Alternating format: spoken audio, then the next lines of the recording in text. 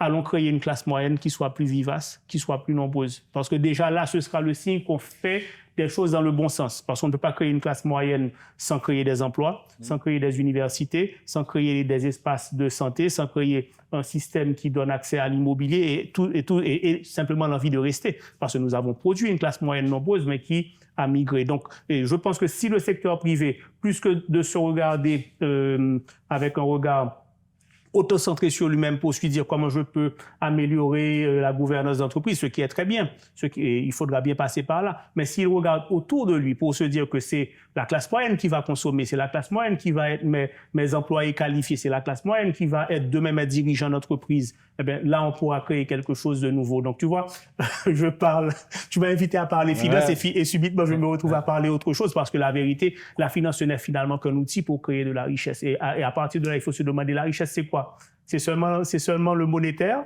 ou la sécurité, c'est de la richesse. L'éducation, c'est de la richesse. La simple envie de rester chez soi et d'avoir le sentiment de paix ou d'émancipation personnelle, c'est aussi de la richesse. Et pour nous, c'est tout ça la richesse.